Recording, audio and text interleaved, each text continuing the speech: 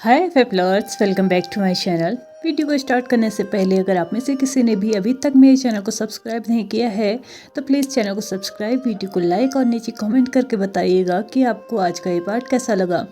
और जैसे कि मैं कल ही बता चुकी हूँ कि आज हमारे एफ का लास्ट पार्ट होगा, यानी कि रिवेंजफुल लव जो है ना, उसका आज ये लास्ट पार्ट होने वाला है। तो इसलिए मैं आप लोगों से एक रिक्वेस्ट करना चाहती हूँ कि प्लीज़ वीडियो को लास्ट तक ज़रूर देखिएगा, क्योंकि लास्ट में मैं आप लोगों से कुछ सजेशंस लेने वाली हूँ और कुछ क्वेश्चंस भी करने वाले हूँ, जिसका आंसर मुझे कमेंट बॉक्स में आप लोग दे सकते हैं। तो चलिए बिना किसी देरी के हम आज के पार्ट को स्टार्ट करते हैं। लास्ट पार्ट में हमने देखा था कि वांग जी विंग से रिक्वेस्ट करता है कि वो भी प्लीज़ उसी के बेड में आके उसी के साथ सो जाए, और उसके साथ सोने से ही उसे सबसे ज़्यादा कंफर्टेबल फील होता है। तो प्लीज़ उस चीज़ को अपने माइंड से निकाल दे कि वो उसको हर्ट कर सकता है।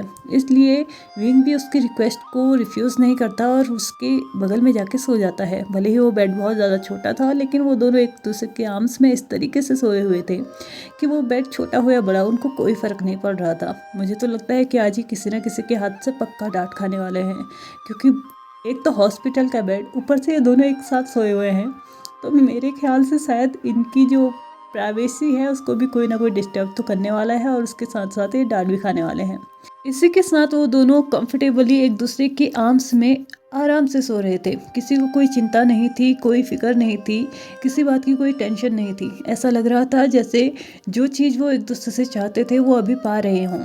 और ना जाने कितने सारी प्रॉब्लम्स को फेस करने के बाद आज ये दिन उन लोगों की लाइफ में आया था। ना जाने कितने साल उन्होंने इंतज़ार किया था, और ना जाने कितनी बड़ी बड़ी परेशानियों को उन्होंने एक साथ देखा था। यानी कि वो सेपरेट ज़रूर थे, लेकिन उन्होंने जो प्रॉब्लम फेस की है ना, वो बराबर की हैं।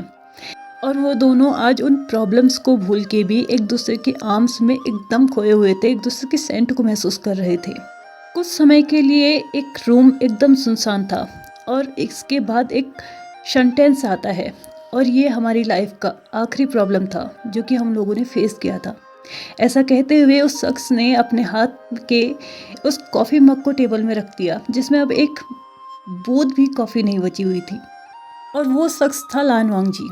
सामने बैठा हुआ 23 इयर्स का जिल्लिंग, जो कि आइसक्रीम खा रहा था। उसके लिप्स पे हल्की सी आइसक्रीम लग चुकी थी, लिप्स के कॉर्नर पे। और वो क्यूरियोसिटी से पूछता है, क्या सच में इसके बाद आपने और वी अंकल ने कोई भी प्रॉब्लम फेस नहीं की? ऐसा कहते हुए और भी ज़्यादा वो क्यूरियस हो रहा था पूछने के लिए और जानने के लिए कि क्या सच में ये प्रॉब्लम उन दोनों की लाइफ की लास्ट प्रॉब्लम थी। जिलिंग के बगल में बैठा हुआ 25 इयर्स का सुजोई, जो कि अपने हाथ को बढ़ा के एक टिश्यू पेपर को उसने पकड़ा ही था। जिलिंग के क्वेश्चन को सुनते ही उसने उस टिश्यू पेपर को छोड़ दिया और अपने थंब को जिलिंग के लिप्स के कॉर्नर पर रब करते हुए बोला, नहीं, ये उनके लाइफ की लास्ट प्रॉब्लम नहीं थी। बस इस प्रॉब्लम के बाद वो दोनों हमेशा साथ थे। और ऐसा कहते हुए सुजोई अपने थंब को रब किए जा रहा था और सॉफ्टली जिलिंग के कॉर्नर पे, यानी कि लिप्स के कॉर्नर पे जो आइसक्रीम लगी हुई थी ना, उसको साफ कर रहा था। अब आप लोग सोच रहे होंगे कि ये स्टोरी कहाँ से कहाँ पहुँच गई, ये अचानक बीच में क्या आ गया। एक्चुअल में जो हम स्टार्टिंग से अभी तक स्टोरी देख रहे थे वो एक फ्लैशबैक था। एक्चुअल में जिलिंग और सुजोई जो है ना, वो एक दूसरे के बॉयफ्रेंड्स हैं, लेकिन 6 महीने से उनके बीच में कुछ भी अच्छा नहीं चल रहा था। उनके बीच में बहुत सारी मिसअंडरस्टैंडिंग चल रही थी। सुजोई के एंड से नहीं थी, वो जिलिंग के एंड से थी। जिलिंग को ऐसा लग रहा था कि सुजोई उस पर ध्यान देने के बजाय किसी और पे ध्यान दे रहा था। वो कोई और नहीं था, वो जिंगी था, यानी कि जो लैन सिचेन और जैन चेंग का अडॉप्टेड सन था। उसे ऐसा लग रहा था कि वो उस पर ध्यान देने की बजाय उस पर ज़्यादा ध्यान दे रहा है, जो कि अभी जिलिंग से 2 साल छोटा है और कॉलेज के लास्ट ईयर में है। सुजोई को ऐसा लगा कि अगर वो पढ़ाई में वीक है तो उसकी हेल्प करनी चाहिए, जैसे कि वो जिलिंग की करता था। लेकिन जिलिंग को ऐसा लगने लगा था कि वो कहीं ना कहीं उसका साथ छोड़ के जिंगे का साथ देना पसंद कर रहा है। इसलिए ये चीज़ें धीरे धीरे कहीं से कहीं मुड़ गई। ये चीज़ें अभी से नहीं चल रही थी। लगभग 10 साल का जब से जिलिंग हुआ था, तब से जिंगी उससे 2 साल से छोटा, यानी कि 8 साल का था, और सुजोई तब 12 साल का था। यानी कि तब से लेके अभी तक जिलिंग और जिंगी दोनों की ही हेल्प करते आ रहा था सुजोई। लेकिन वो तब छोटा बच्चा था, तो तब उसे जेलसी फील होती थी कि सुजोई उससे क्यों बात कर रहा है और क्यों उसका साथ दे रहा है। लेकिन जैसे जैसे वो बड़ा होते गया, वो अपने टीनेज एज में आते रहा, तो उसे मिसअंडरस्टैंडिंग्स होने लगी जिंगी और सुजोई को लेके। वो ये सोचने लगा कि कहीं ना कहीं जिंगी उन दोनों के बीच में आ रहा है, यानी कि उसके और सुजोई के बीच में आ रहा है। जैसे ही सुजोई का कॉलेज कंप्लीट हुआ था वैसे ही उसने जिनलिंग को प्रपोज किया था और जिनलिंग ने भी ये सब कुछ बहुत अच्छे से एक्सेप्ट कर लिया था, क्योंकि वो भी सुजोई को बहुत ज़्यादा पसंद करता था, बचपन से ही वो पसंद करता था। और जैसे ही उसने मतलब सामने से अपने आप के लिए प्रपोज़ल देखा तो उसने एकदम एक्सेप्ट किया, क्योंकि वो नहीं चाहता था कि कहीं ये प्रपोज़ल मेरे से कहीं जिंदगी के पास ना चली जाए। इसलिए उसने 1 मिनट का भी टाइम नहीं लगाया सुजोई के उस प्रपोज़ल को एक्सेप्ट करने के लिए। लेकिन चीज़ें यहीं पे नहीं रुकी, वो और भी ज़्यादा कॉम्प्लिकेटेड होते रही जब सुजोई को उन दोनों पे ही एक बराबर ध्यान देना पड़ता था। लेकिन 2 साल पहले अब जब जिनलिंग ने अपने कॉलेज को कंप्लीट कर लिया तो सुजोई के ऊपर से एक चीज़ तो हट गई कि अब उसे जिनलिंग की कोई हेल्प नहीं करनी है, अब उसे सिर्फ जिंगी की हेल्प करनी है। इसके साथ उसे विजयान की भी हेल्प करनी होती थी, लेकिन विजयान काफ़ी सेंसिबल लड़की थी, वो खुद ही सबको संभाल लिया करती थी। लेकिन जिंगी जो था ना, वो थोड़ा सा मतलब चंचल किस्म का इंसान था। वो बहुत ज़्यादा मतलब एकदम हर एक चीज़ पे ज़्यादा ध्यान नहीं दे पाता था, इसलिए सुजोई उस पर ज़्यादा ध्यान दे रहा था। इस चीज़ को बढ़ते बढ़ते बढ़ते बढ़ते बहुत ज़्यादा हो चुका था और पिछले 6 महीने से उन दोनों के रिलेशनशिप में बहुत ज़्यादा कॉम्प्लिकेशंस आ रहे थे। यहाँ तक कि जिनलिंग ने कम से कम उससे बात तक नहीं की थी। सुजोई जितने बार उसको मनाने की कोशिश कर रहा था उतनी बार वो उससे बात करने से रिफ्यूज़ कर रहा था। लान वांगजी और विंग ये सब कुछ देख रहे थे। उन्होंने सोचा कि बच्चे अपने आप मैटर को सुलझा लेंगे, अपने आप को संभाल लेंगे, लेकिन बातें जो थी ना इतनी आसानी से सुलझ नहीं रही थी, वो हाथ से निकलते जा रही थी और कहीं ना कहीं इसका इम्फेक्ट सुजोई के कैरियर पर पड़ रहा था। वो अभी एक अपने लिए आर्ट गैलरी खोलने की सोच रहा था। वो अपने डैड की हेल्प से यानी कि विंग की हेल्प से ये सब कुछ काम भी कर रहा था, लेकिन 6 महीने से वो बहुत ज़्यादा परेशान हो रहा था। उसका ध्यान काम पे भी नहीं लग रहा था। विंग और वांगजी इस चीज़ें क्लियरली नोटिस कर रहे थे कि कितना असर पड़ रहा है इस सब का सुजोई के ऊपर, क्योंकि वो एक ऐसा इंसान था जो अपने काम को बहुत ज़्यादा मन लगा के करता था। लेकिन पिछले 6 महीने से उसने अपने आर्ट गैलरी में ऐसा कुछ भी स्पेशल नहीं किया था जिसकी वजह से उसको प्रोग्रेस मिले। सुजोई दिन रात एक कर रहा था जिनलिंग को मनाने के लिए, लेकिन जिनलिंग बार बार एक ही चीज़ बोले जा रहा था कि जाओ अपने जिंगी के पास जाओ, मेरे पास मत आओ।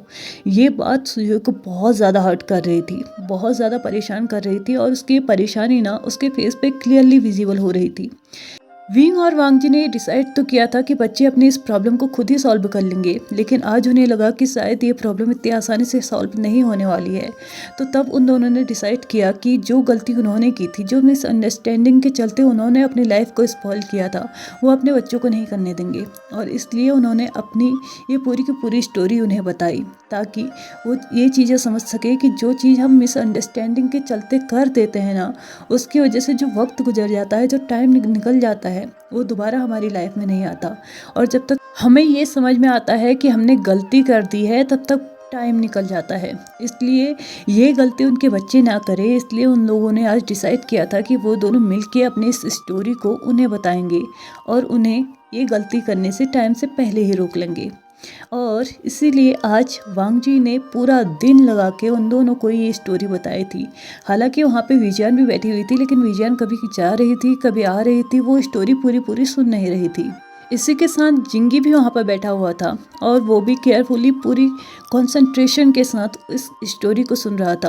और कहीं ना कहीं जहाँ पे सैड मोमेंट आ रहे थे ना, उन सभी की आंखों में आंसू भी आ रहे थे। स्पेशली वो मोमेंट पे वो बहुत ज़्यादा रो रहे थे जिस मोमेंट पे विंग का ऑपरेशन वाली बात चल रही थी, विंग की डिलीवरी वाली बात चल रही थी। विंग और वांगजी की इस स्टोरी को, जो कि अभी तक उन्होंने बताई थी, इस बात को लगभग 15 साल निकल चुके थे। जैसे ही वांगजी तब हॉस्पिटल से डिस्चार्ज हुआ था, उन्होंने डायरेक्टली शादी करने का सोचा था। साथ ही साथ लैन सिचेन और जैन चेंग दोनों ने ही एक साथ शादी की थी। इन लोगों ने बहुत बड़ा तामझाम तो नहीं किया था शादी में, सिंपली कोर्ट जाके इन दोनों कपल्स ने एक साथ शादी की थी। और तब से लेके अभी तक ये लोग अपनी लाइफ को बहुत ज़्यादा हैप्पीली जी रहे थे। ऐसा नहीं था कि इन लोगों की लाइफ में अप्स एंड डाउन्स नहीं आए थे, लेकिन वो अप्स एंड डाउन्स जो थे ना, एक दूसरे के साथ देने की वजह से उन्हें महसूस ही नहीं हुए कि उन्होंने कोई प्रॉब्लम भी फेस की हुई थी। दूसरी तरफ जैन चेंग और सिचेन ने भी शादी जब कर ली थी तो उसके बाद जिनलिंग की रिस्पॉन्सिबिलिटी उनके साथ आ गई थी, इसलिए उन लोगों ने अपना खुद का बेबी करने का कभी नहीं सोचा। लेकिन एक दिन जब उन लोगों को भी जिंगी दिखा था एक ऑर्फन में, तो उन्होंने उसे भी लीगली अडॉप्ट करने का सोचा और फाइनली कुछ टाइम के बाद ही उन्होंने पूरा प्रोसेस करने के बाद उसे अडॉप्ट कर लिया था। और तब से ही लेके अभी तक जिनलिंग और जिंगी एक साथ ही रह रहे थे। जिनलिंग ने खुद सुजोय को जिंगी से इंट्रोड्यूस करवाया था एज उसके ब्रदर, यानी कि मतलब जिनलिंग ने खुद ये बताया था कि जिंगी उसका भाई है। लेकिन समय निकलते जा रहा था और उसकी मिसअंडरस्टैंडिंग बढ़ते जा रही थी, इसलिए लास्टली लान वांगजी को ये डिसीजन लेना पड़ा। अब इसके बाद वहाँ पे कुछ टाइम के लिए फिर से सन्नाटा छा गया था, लेकिन तभी कमरे के अंदर एंटर करती हुई वी जियान ने फिर से क्वेश्चन किया, डैड मुझे आपसे ना एक क्वेश्चन पूछना है। बाय एनी चांस अगर मॉम आपको परमिशन नहीं देते इधर आके रहने के लिए, तो क्या आप मुझे ब्लड नहीं देते और क्या आप मुझे मरने के लिए वैसे ही छोड़ देते? वो ऐसा बोलते बोलते वांग जी के बगल में आके बैठ चुकी थी। वांग जी ने अपने पॉकेट में अपना हाथ डाला, वहां से एक कैंडी निकाली। उसके कवर को निकालते हुए उस कैंडी को वी जियान के मुंह में डालते हुए बोला, बिल्कुल नहीं प्रिंसेस, अपने बच्चों के लिए अगर मुझे अपनी जान भी देने पड़ी ना, शायद मैं एक बार भी नहीं सोचूंगा। लेकिन यार वो जो सिचुएशन थी ना, वहाँ पे मुझे ऐसा लगा कि ये मेरे पास एक लास्ट चांस हो सकता है। मैंने 3 साल हो गए थे तुम्हें और मैंने तुम्हें देखा तक नहीं था। क्या मेरा इतना सेल्फिश बनना वहाँ पे सही नहीं था? अपने आप से पूछो। एक इंसान ने जिसने अपनी बच्ची को देखा तक नहीं हो और उसे इस वक्त मौका मिल सकता था कि वो अपनी बच्ची को देख सके, उसके साथ रह सके, तो क्या उस इंसान ने सिर्फ एक बार ट्राई नहीं करना चाहिए था कि जिस मौके का फ़ायदा वो उठा सकता है उसने उठाना चाहिए था या नहीं? ऐसा कहते हुए वो अब चुप हो गया था। वी जियान उसके चेस्ट पे अपने हेड को रखते हुए बोलती है, ऑफ कोर्स डैड, आपको इस मौके का फ़ायदा तो उठाना ही चाहिए था। आखिरकार यही तो मौका था जब आप और मैं मिले थे। इसके पहले मैंने आपको देखा तक नहीं था। ऐसा कहते हुए वो अपने दोनों आर्म्स को वांग जी के अराउंड ट्रैप कर लेती है। लान वीजान भी अब 18 साल की हो चुकी थी और वो भी अपने कॉलेज में एंटर कर चुकी थी। वो दोनों ही फादर और डॉटर एक अच्छा सा टाइम स्पेंड कर रहे थे, लेकिन जिनलिंग ने फिर से एक क्वेश्चन पूछ के ना उस टाइम को फिर से स्पॉइल कर दिया। और जिनलिंग ने क्वेश्चन किया, तो अंकल आप मुझे एक बात और बताइए, उस चेक में ऐसा क्या लिखा था जिसको पढ़ने के बाद आप बहुत ज़्यादा रोने लगे? मतलब ऐसा कुछ क्या लिखा था उसमें जो आपको इतना हर्ट कर गई? लान वांगजी ने उस क्वेश्चन का कोई आंसर नहीं किया। 2 मिनट तक वहीं पे एकदम सुन बैठे रहने के बाद उसने अपने आप को वीजान से अलग किया, वहाँ पर से उठा और डायरेक्टली उस ड्रॉर की तरफ बढ़ा जिसमें वो चेक था, और उस चेक को निकालने के बाद लाया और टेबल में रख दिया। वहाँ पे बैठे चारों बच्चे एक साथ उस चेक को देखने लगे और उसके अमाउंट की जगह में जो उन लोगों ने पढ़ा ना, वो सच में आंसू निकाल देने वाला था। उसमें लिखा था, ओनली यू लान वांगजी। वीजान फिर से बोलती है, क्या सच में मॉम आपको इतना पसंद करते थे डैड? तो आपने क्यों ये चीज़ें पहले नोटिस नहीं की? वांग जी बोलता है, मुझे नहीं पता कि मैंने क्यों नोटिस नहीं की, क्यों मैंने विंग को उस वक्त हालत में छोड़ दिया, लेकिन मैं जानता था कि उस हालत में छोड़ने का नतीजा मैंने किस तरीके से भुगता था। क्या नहीं भुगता था मैंने उस चीज़ की वजह से। सुजोय के बगल में बैठा हुआ जिनलिंग अब सुजोय की तरफ बढ़ता है और उसको साइड से हक करके उसके चेस्ट पे अपना हेड रख देता है और बोलता है, आई एम सॉरी, मुझे सच में माफ़ कर दो। मैं नेक्स्ट टाइम से ऐसा कुछ नहीं करूँगा जिससे तुम्हारा और मेरा रिलेशनशिप ख़राब हो, और प्लीज़ मुझे कभी छोड़ के भी मत जाना। मैं नहीं चाहता कि तुम मेरे अलावा किसी और को भी देखो, तुम सिर्फ मेरे हो और हमेशा मेरे ही रहोगे। ऐसा कहते हुए वो और भी टाइटली उसको हक कर रहा था। सुजोय ने भी अपने हाथ को जिनलिंग के अराउंड रैप किया और अपने मुंह से बोला, बिल्कुल नहीं, मैं तुम्हें क्यों छोड़ूंगा? मैं तुम्हें अपनी लाइफ में छोड़ने के लिए तो नहीं लाया हूँ ना, तुम मेरी लाइफ हो जिनलिंग। प्लीज़ इस चीज़ों को यहीं पे स्टॉप करो और प्लीज़ मुझे परेशान करना बंद करो। मैं बहुत कोशिश कर चुका हूँ तुम्हें मनाने की, अब मुझे समझ में नहीं आ रहा है कि मैं ऐसा क्या करूँ कि मैं तुम्हें मना सकूँ। वो ऐसा कहते हुए उसको और भी टाइटली हक करने लगा और उसके सर के ऊपर अपने फेस को रखते हुए उसका एक आंसू कब उसके सर पे जाके गिर गया उसे पता भी नहीं चला। जिनलिंग ने नोटिस कर लिया था कि सुजोय का एक आंसू उसके सर पे गिरा था, यानी कि उसने कुछ वेट सा फील किया था, और उसने अपने फेस को ऊपर करते हुए उससे बोला, I am sorry, next time से ऐसा बिल्कुल भी नहीं होगा। मैं पूरी तरीके से तुम पे ट्रस्ट करूँगा और जो तुम कहोगे मैं उस चीज़ को बिना कुछ कहे ही मान लूँगा। ऐसे कहते हुए उन दोनों ने एक दूसरे को टाइटली हग किया था, लेकिन उन दोनों का ये मोमेंट और भी ज़्यादा चलता है। इससे पहले ही बाहर से आवाज़ आती है, नेक्स्ट टाइम तुम ऐसी कोई गलती करके तो दिखाना, मैं तुम्हारी टांगे तोड़ के तुम्हें घर से बाहर निकाल दूंगा। ऐसा कहते हुए जैन चैंग पूरे गुस्से में उधर आ चुका था और वो बोला, क्या तुम्हें जरा भी तकलीफ नहीं हुई सुजोई जैसे लड़के को इतनी तकलीफ देते हुए।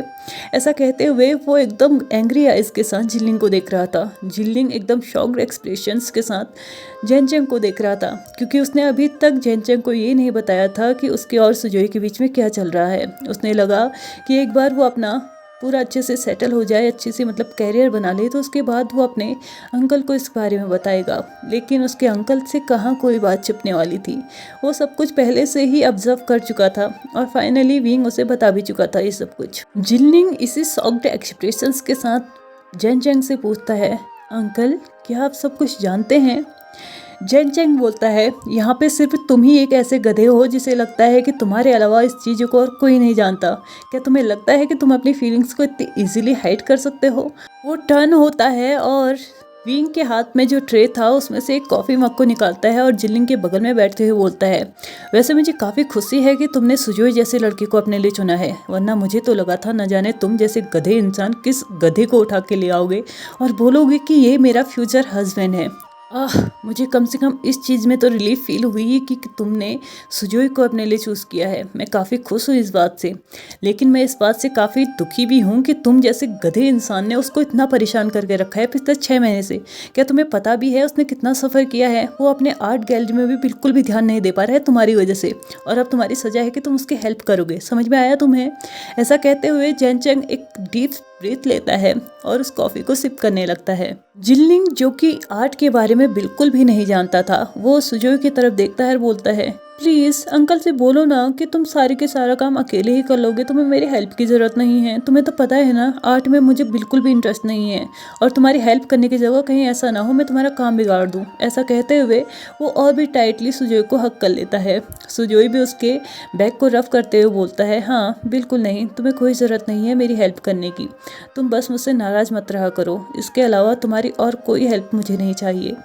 ऐसा कहते हुए वो दोनों अब एक दूसरे को और भी ज़्यादा टाइट हक करके वहाँ पर बैठे हुए थे।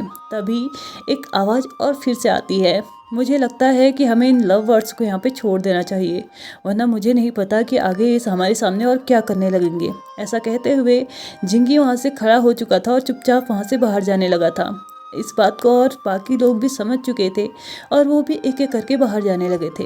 जिनलिंग और सुजोई इस वक्त उस रूम में अकेले थे और बाकी सभी लोग बाहर जा चुके थे।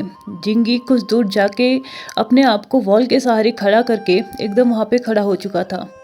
दूर से विंग और वांग जी उसको देख रहे थे और कहीं ना कहीं वो ये भी फील कर चुके थे कि कहीं ना कहीं कुछ ना कुछ फीलिंग्स तो जिंगी के मन में भी थी सुजोई के लिए, जो आज बुरी तरीके से मरी हैं, बुरी तरीके से तकलीफ में डाल दी गई हैं। लेकिन इस चीज़ में कोई क्या कर सकता है? जब दो लोग एक दूसरे को प्यार करते हैं तो तीसरे इंसान की वहाँ पे कोई ज़रूरत नहीं होती। इस बात को शायद जिंगी को भी समझना होगा, या यूँ कहो कि वो समझ चुका है। ऐसा कहते हुए विंग और वांग जी दोनों ही वहाँ से जा चुके थे, क्योंकि वो जानते थे कि इस वक्त अगर वो जिंगी से बात करेंगे तो कहीं ना कहीं वो अपने आप में ही एक अशेम्ड फील करने लगेगा और उसे ऐसा लगेगा कि उसने उन दो कपल्स के बीच में आने की कोशिश की है जो पहले से ही एक दूसरे के थे। इसलिए वो जिंगी को वहाँ पे वैसा ही छोड़ के चुपचाप जा चुके थे। कुछ ही देर के बाद एक एक करके सब लोग आने लगे थे।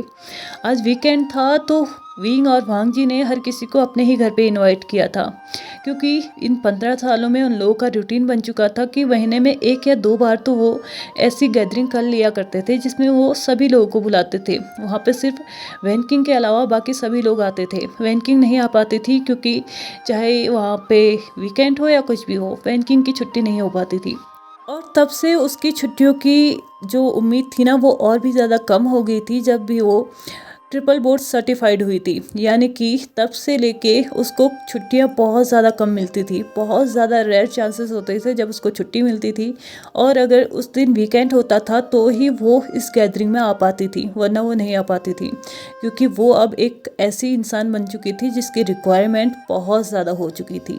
अभी अभी लैन सिचेन भी वहाँ पे पहुँच चुका था, जो कि अभी अभी डायरेक्टली एयरपोर्ट से वहाँ पहुँचा हुआ था, क्योंकि वो कुछ दिन उससे आउट ऑफ कंट्री गया हुआ था बिजनेस के सिलसिले में। और वेसांग और वैनिंग भी वहाँ पे पहुँच चुके थे अपनी 17 साल की बच्ची को लेके। आई नो वेनिंग और वे सांग दोनों की ही शादी को अभी लगभग 15 साल हुए हैं, तो 17 साल की बच्ची कैसे हो गई। वैसे तो उन लोगों ने बेबी का कोई प्लान नहीं किया था, लेकिन एक दिन वेनिंग की तबीयत थोड़ा सा ख़राब हो चुकी थी, जिसकी वजह से बहुत अजीब सा फील करने लगा था। इसलिए उन्हें हॉस्पिटल जाना पड़ा, और हॉस्पिटल जब जाके उनके टेस्ट वगैरह हुए तो वहाँ जाके उन्हें पता लगा कि वेनिंग जो है ना वो कंसीव नहीं कर सकता है। इसलिए वेसांग ने पहले डिसाइड किया कि वो सैरोगेसी के थ्रू अपने बेबी को मतलब जन्म देंगे, लेकिन वेनिंग ने इस चीज़ के लिए मना कर दिया, और उसने बोला कि अगर हमें किसी और के बच्चे को ही, यानी कि दूसरे किसी और के कोख से ही अपने बच्चे को जन्म दिलवाना है, इससे अच्छा है कि हम किसी बच्चे को अडॉप्ट कर ले। उस बच्चे को भी माँ बाप मिल जाएंगे, उस बच्चे को भी पेरेंट्स मिल जाएंगे, और हमें भी एक बच्चा मिल जाएगा। और इससे अच्छा और क्या हो सकता है कि किसी और की लाइफ को रिस्क में डालने से अच्छा है कि हम किसी और के बच्चे को अडॉप्ट कर लें। इसलिए जैसे वो ऑर्फन गए तो उन्हें एक 2 साल की बच्ची दिखी, जो कि बहुत ज़्यादा क्यूट थी, बहुत ज़्यादा अडोरेबल लग रही थी, और इसलिए उन लोगों ने उसी को अडॉप्ट करने का सोचा था। लगभग 5 साल लगे थे उन्हें उस बच्ची को पूरी तरीके से अडॉप्ट करने में, क्योंकि 5 साल तक उन लोगों को परमिशन नहीं थी कि वो किसी बच्ची को अडॉप्ट कर सकें। यानी कि शादी के साथ जब तक 5 साल नहीं हो जाते हैं तब तक कोई भी कपल किसी भी बच्चे को अडॉप्ट नहीं कर सकता है, चाहे वो कंसीव कर सके या ना कर सके, उनके पहले से बच्ची हो या कुछ भी हो। लेकिन वो 5 साल तक, कम से कम उनकी 5 साल कंप्लीट होने चाहिए उनकी शादी को, तभी जाके कोई भी इंसान या कोई भी कपल एक बेबी को अडॉप्ट कर सकता है, और यही रूल हमारी कंट्री में भी है। तो पूरी तरीके से अपनी बच्ची को अडॉप्ट करने के बाद वेसांग और वेनिंग दोनों ने ही मिलके अपनी बच्ची का नाम निंगशान रखा था, यानी कि नी निंगशान उसका नाम रखा गया था। वैसे शॉर्टली उसको शान बोला जाता था। वो तीनों ही जब एंटर कर रहे थे रूम के अंदर, यानी कि घर के अंदर, तो वहाँ पे पहले से ही सभी के सभी लोग प्रेजेंट थे। हर कोई अपने अपने कपल्स के साथ खड़ा हुआ था, और जिनके कपल्स नहीं थे वो दोनों एक साथ खड़े थे, यानी कि वीजान और जिंगी दोनों एक साथ खड़े थे। जैसे ही निंगशान रूम के अंदर एंटर करती है, यानी लिविंग रूम के अंदर एंटर करती है, तो जिंगी उसको देखे रह गया था। लगभग 5 मिनट उसको देखने के बाद, जिस डायरेक्शन में वो जा रही थी उसी डायरेक्शन में देखने के बाद, पीछे से उससे महसूस होता है कि किसी ने उसको स्लैप किया था, और वो कोई और नहीं वीजान थी। और वीजान उससे बोलती है, तुम्हें दिखाई नहीं देता वो तुमसे 4 साल छोटी हो, और तुम ये क्या कर रहे हो, क्यों उसको उतार रहे हो कब से।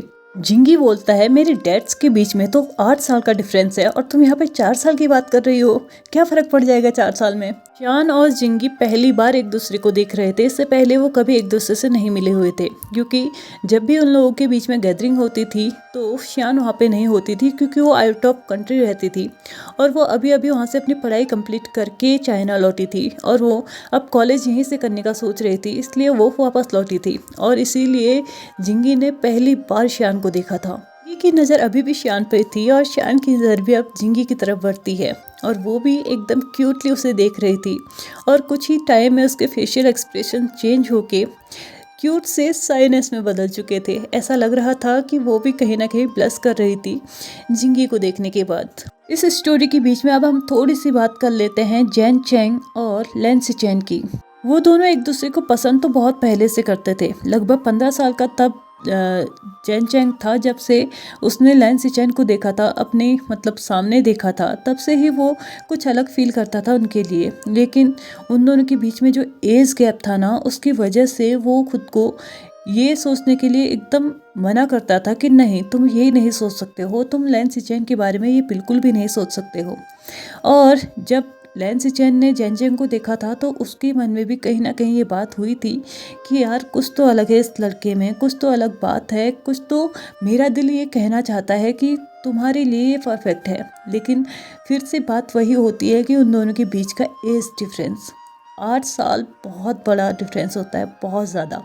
इसलिए उन दोनों ने अपनी फीलिंग्स को कभी कन्फेस करने के बारे में नहीं सोचा।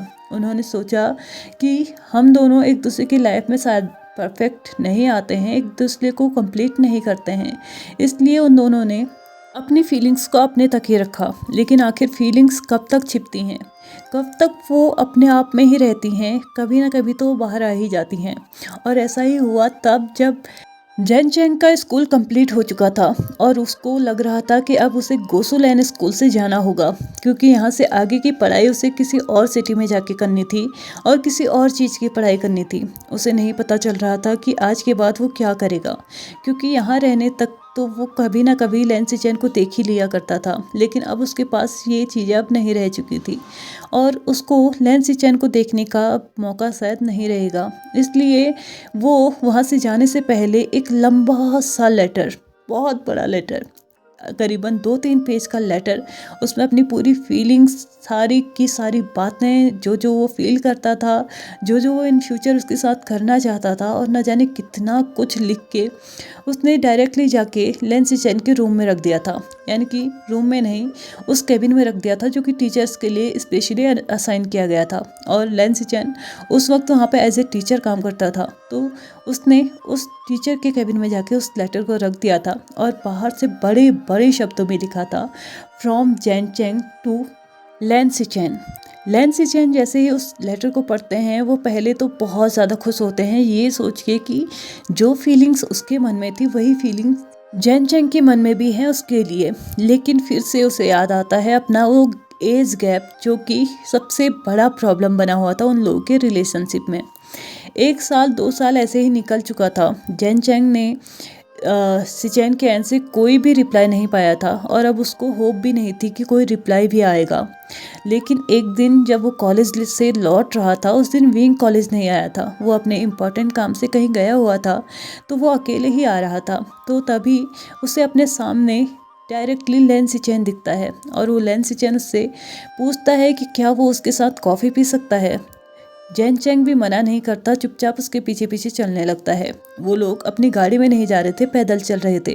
कुछ दूर जाने के बाद ही वो एक कैफ़े में जाते हैं और कॉफ़ी पीना स्टार्ट करते हैं। और लैन सिचेन उस लेटर को उसके सामने रखते हुए बोलता है, तुम्हें क्या इस चीज़ के लिए कोई रिग्रेट फील होता है कि तुमने मुझे लेटर लिखा? ऐसा कहते हुए वो जैन चैंग की आंखों में देख रहा था। तो जैन चैंग बोलता है, बिल्कुल नहीं, मैंने ये सब कुछ अपनी पूरी फीलिंग्स के साथ लिखा था और वो फीलिंग एकदम प्योर है। आप इसे एक्सेप्ट करें या ना करें मुझे कोई फ़र्क नहीं पड़ता, लेकिन आपको मैं ये अधिकार तो नहीं देता कि आप मुझसे ये कहें कि इन फीलिंग्स को लेके मैं रिग्रेट कर रहा हूँ।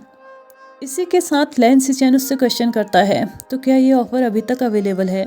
क्या मैं तुम्हारी लाइफ में अभी भी आ सकता हूँ? ऐसा कहते हुए वो बहुत ही लवी डबी आइज़ के साथ जैन चैंग को देख रहा था।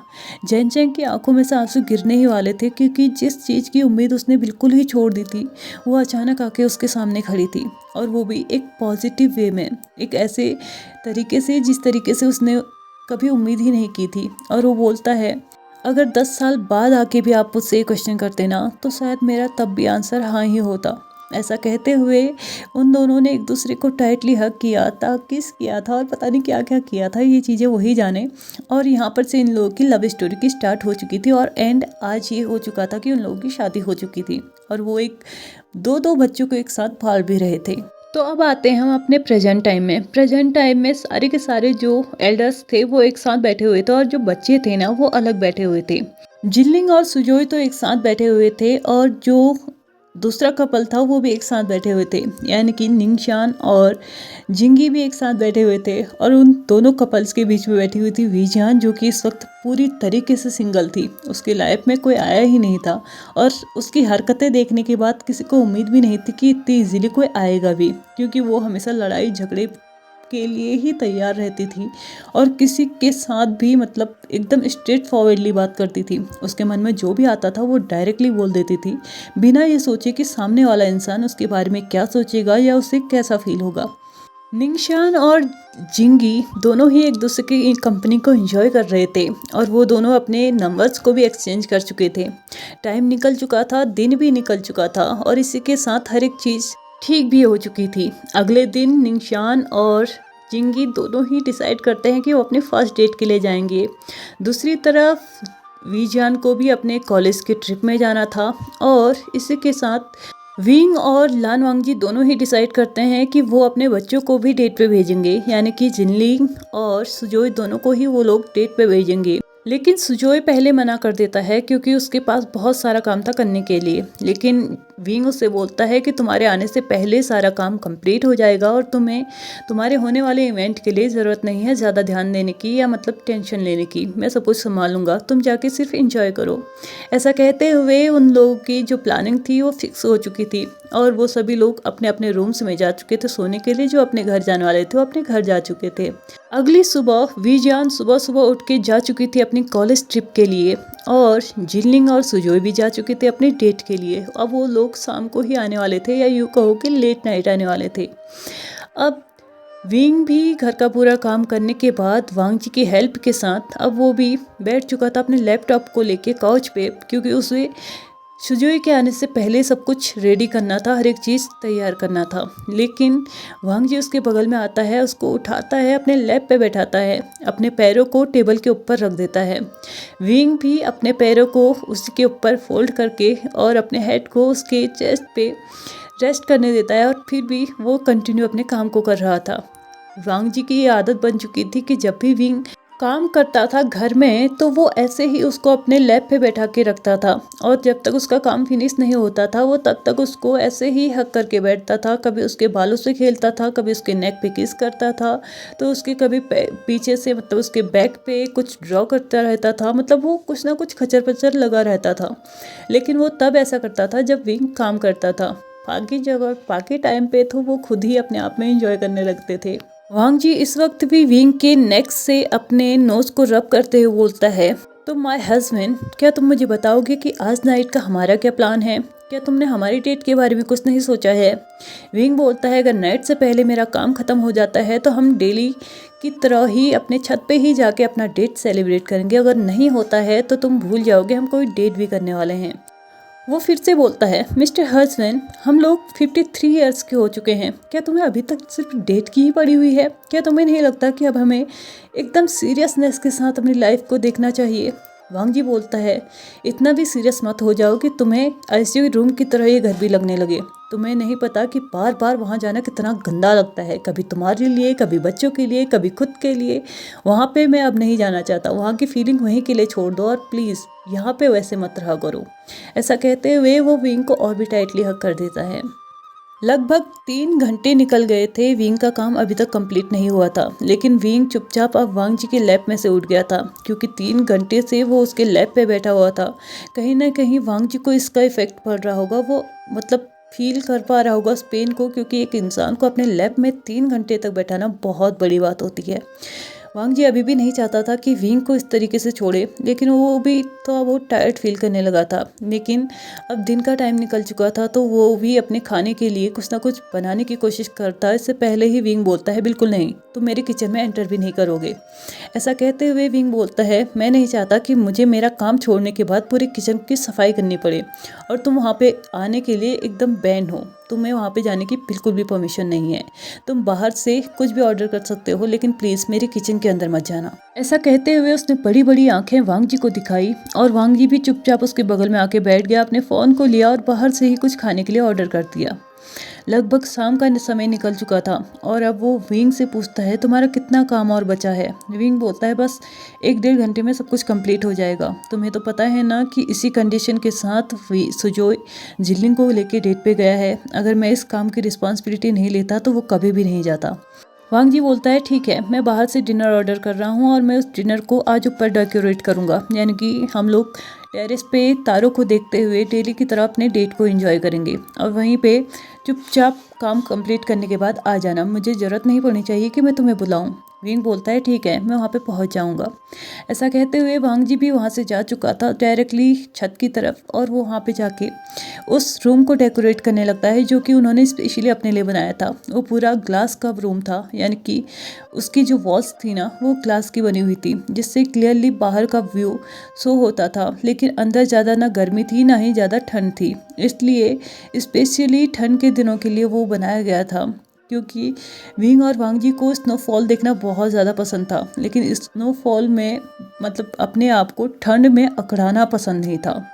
और उन दोनों के पास जब भी टाइम नहीं होता था ना दिन में डेट के लिए जाने के लिए, तो वो नाइट पे बैठ के यहाँ पे एक दूसरे के साथ एक दूसरे को हक किए हुए बहुत बार तारों को देखा करते थे, चांद तारों को देखा करते थे और इन्जॉय किया करते थे अपने टाइम को। 15 साल से यही चलते आ रहा था और आज भी वो यही करने वाले थे।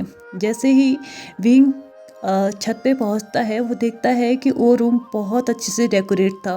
रूम के अंदर एंटर करते ही विंग बोलता है वांग जी से, तो मिस्टर हस्बैंड मुझे सच सच बताना, तुम मुझे आज कौन से चांद तारे दिखाने वाले हो। वांग जी टेबल के पास रखे उस चेयर को थोड़ा सा ड्रैग करता है ताकि वो विंग उसमें बैठ सके और उसके साथ वो बोलना स्टार्ट करता है, जो चांद तारे तुमने आज देखने हैं ना, उसके लिए तुम्हें बहुत ज़्यादा स्टेमिना लगने वाली है, इसलिए चुपचाप खाना खाओ और अपनी एनर्जी गेन करो। इसी के साथ वांग जी अपने हाथों से विंग को खिलाने लगता है। लगभग आधे घंटे के बाद एक दूसरे का डिनर कंप्लीट करने के बाद वो दोनों फिर से अपनी फेवरेट जगह पे बैठ चुके थे, एक दूसरे को टाइट हग किए हुए और एक दूसरे की आर्म्स में एकदम खोए हुए चांद तारों को देख रहे थे। लेकिन वांग जी कब धीरे धीरे उसके लिप्स की तरफ बढ़ चुका था, विंग को पता ही नहीं चला। और कब उन दोनों का ये नॉर्मल सा डेट एक हॉट से सेशन में कन्वर्ट हो गया, उन्हें पता ही नहीं चला। मिडनाइट में जब उन दोनों का ये हॉट सा सेशन कंप्लीट हो चुका था ना, तो विंग बोलता है, मुझे आज के चांद तारे ना हमेशा याद रहेंगे। मुझे समझ में नहीं आता तुम दिन पर दिन बूढ़े होते जा रहे हो या और भी जवान होते जा रहे हो। मैं टो टू हेड पूरा का पूरा पेन फील कर रहा हूँ, मेरी बॉडी एकदम पेन फील कर रही है, ऐसा लग रहा है जो कि एक एक हड्डी टूट गई हो।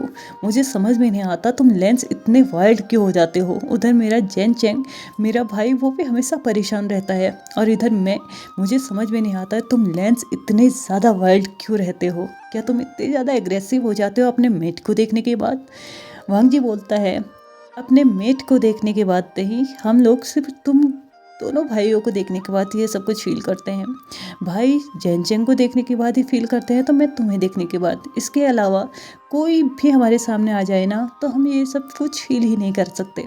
मेरे लिए सिर्फ तुम ही हो जो मुझे इतना एग्रेसिव बनाती है, इतना वाइल्ड बनाती है, वरना मुझे नहीं लगता कि मैं किसी और को टच भी कर पाऊँगा।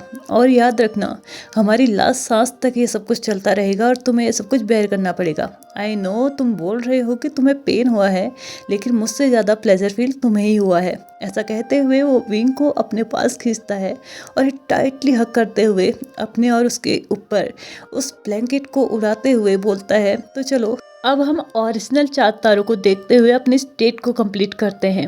ऐसा कहते हुए वो विंग को अपने आर्म्स में लेता है और चुपचाप आसमान की तरफ देखने लगते हैं। वो दोनों ही एक दूसरे की वार्मनेस को फील कर रहे थे, एक दूसरे की बाहों में एकदम कंफर्टेबली लेटे हुए थे, एक दूसरे को फील कर पा रहे थे, तो एक दूसरे के साथ एकदम घुल से गए थे। ऐसा लग रहा था एक दूसरे की सोल जो थी ना, वो एक दूसरे के ऊपर थी, यानी कि उन दोनों की सोल तक स्विच हो चुकी थी, या यूँ कहो कि वो दोनों की सोल एक हो चुकी थी। बस 2 बॉडी 1 सोल बन के वो रह चुके थे, और वो कब सो गए उन्हें पता ही नहीं चला।